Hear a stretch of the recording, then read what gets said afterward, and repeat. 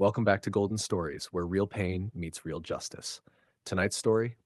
Oh, it's the kind that burns through every screen. A night of intimidation turns ugly. It was supposed to be a calm Friday evening, neon lights, soft jazz, and laughter echoing through the local bar. Two black twin sisters sat at a corner booth, sharing fries and secrets, unaware that the night was about to test every inch of their patience. Then, boom, the door flew open. Four white cops strutted in like they owned the place.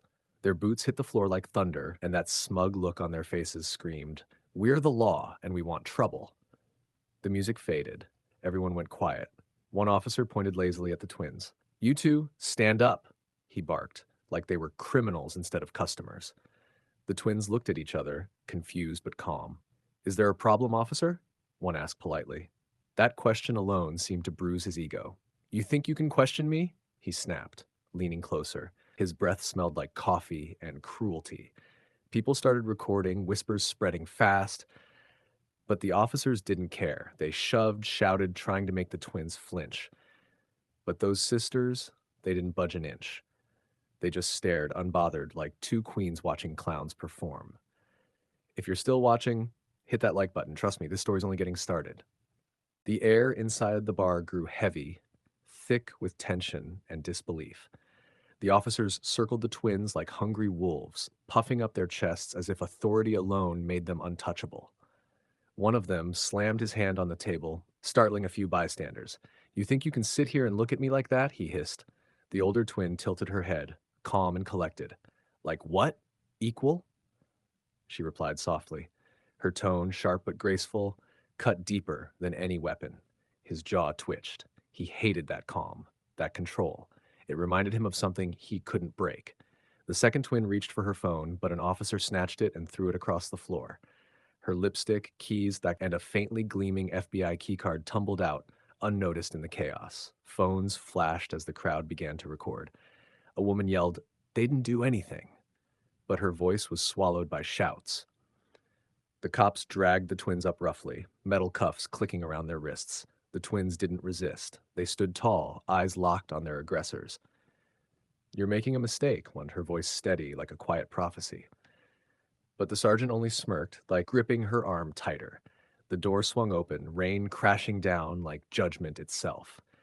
As they were pushed into the storm, one twin whispered, "Let them laugh now.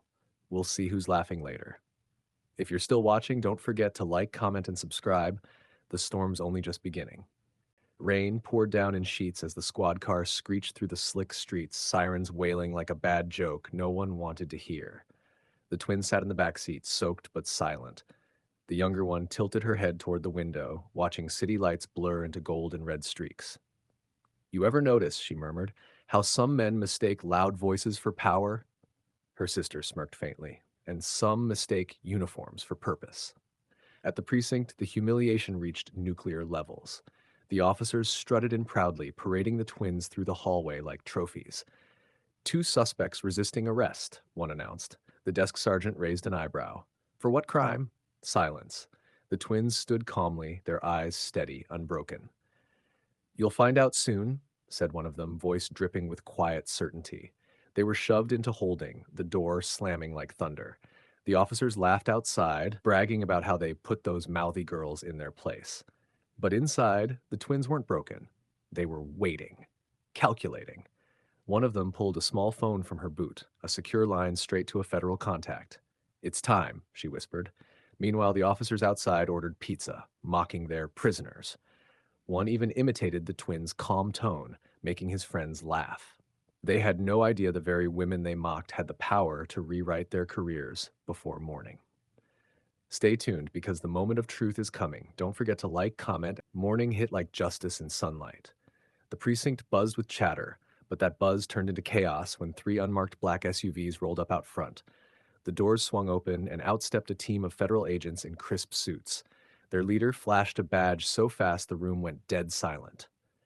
"We're here for Agents Naomi and Naya Carter," he said coldly. "Where are they?" The laughter in the room froze midair. One officer stammered, "Hey, agents!" His face turned the color of ghost paper. The cell door opened, and the twins stepped out, no longer in cuffs but in command. Their presence filled the room like thunder reclaiming the sky. "Good morning, gentlemen," Naomi said, straightening her jacket. "Hope your coffee's strong. You're gonna need it."